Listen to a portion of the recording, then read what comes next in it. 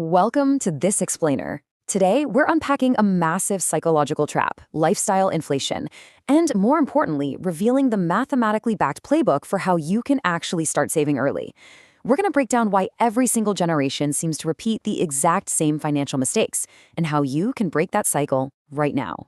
Okay, let's dive into this, because we all know that feeling, right? You finally get paid, and for about 12 glorious seconds, life just feels completely peaceful. Your bank account looks healthy, and you tell yourself, okay, this month is going to be different. I'm going to save, I'm going to be responsible. And then, well, reality hits. Rent, groceries, gas, those random subscriptions you literally forgot existed, a birthday dinner you can't skip, maybe a surprise car repair. Suddenly, the month isn't even over, and you're staring at your screen asking, wait, where did all the money go? It's a very real shared anxiety, and man, it is incredibly frustrating. To understand why this keeps happening, let's look at Section 1, Math versus Psychology. Because here is the core thesis. The biggest financial mistake you can make isn't buying a daily coffee. Seriously, it's not the occasional takeout. The absolutely biggest mistake is building a lifestyle before you build a financial foundation. And once that elevated lifestyle feels normal, it becomes almost psychologically impossible to go backwards. Just look at this stark contrast. Person A earns $3,000 a month and manages to save $200. Person B earns $2,000 more every single month. They make $5,000. But person B upgrades everything. Nicer apartment, newer car, more travel. They end up spending $4,950, leaving them with just $50 in savings. Person B is earning significantly more, but is actually saving $150 less. You see, wealth isn't built by your income. It's built by the gap between what you earn and what you spend. If you earn $5,000 and spend $5,000, you aren't financially free. You're just running on a much more expensive, fragile treadmill. And that fragility has some very real consequences. Look at this number, 400. According to the Federal Reserve's most recent household well-being data, only about 2/3 of adults said they could cover a $400 emergency using cash or its equivalent. Just think about that for a second. Not $40,000, not $4,000, just $400. This is exactly what happens when we prioritize building speed over building financial shock absorbers. A car needs a suspension system because roads have bumps, right? Well, your financial life needs savings because life is entirely unpredictable. And this brilliantly illustrates exactly how we lose those shock absorbers. Our brains are actually terrible at handling gradual change. Like if your rent doubled overnight, you'd panic. But a $12 subscription here, a $6 coffee, an $80 dinner there, maybe a $300 car payment because, well, everyone has one.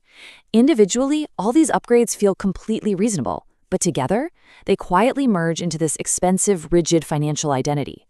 You stop thinking, I'm increasing my fixed expenses, and start thinking, hey, I've made it, and I deserve this. Throw social media into the mix, and the pressure becomes completely overwhelming.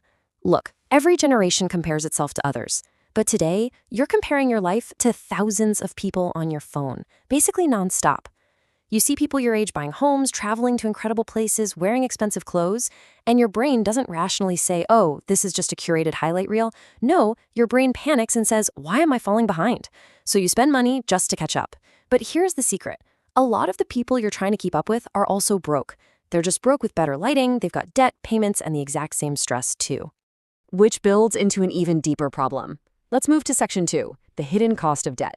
Because initially, you can only inflate your lifestyle as much as your actual paycheck allows. But debt changes the game entirely. It disguises lifestyle inflation, kind of acting like financial termites that let you live tomorrow's lifestyle today through seemingly manageable monthly payments. And the macro scale of this trap is absolutely staggering.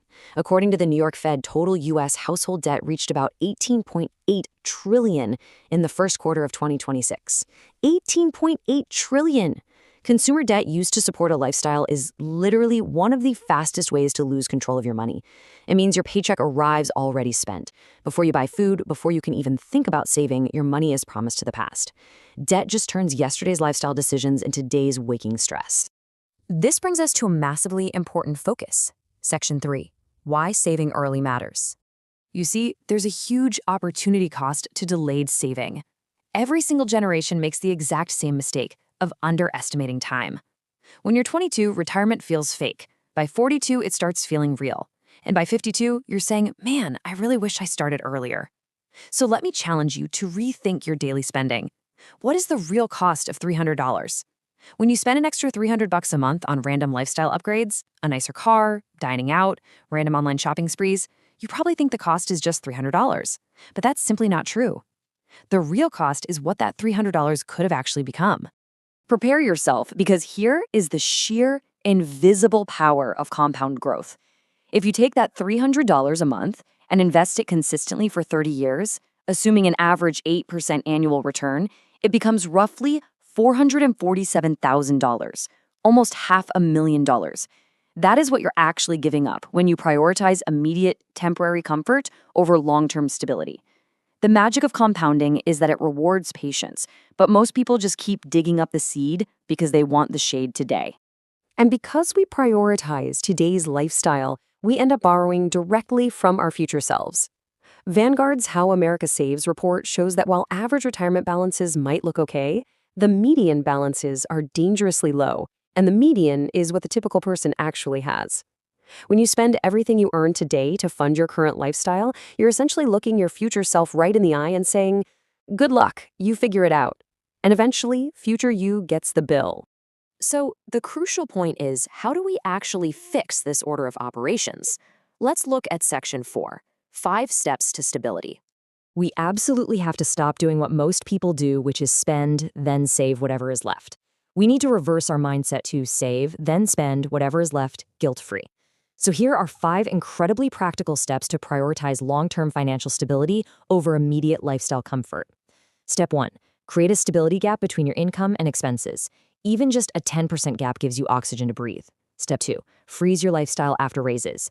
Don't just absorb your new money into spending, give it 3 to 6 months, and direct that increase towards savings. Step 3, attack fixed expenses. Step 4, build a 1-month buffer, literally just 1 month of basic expenses in the bank to give you real confidence. And Step 5, automate investing.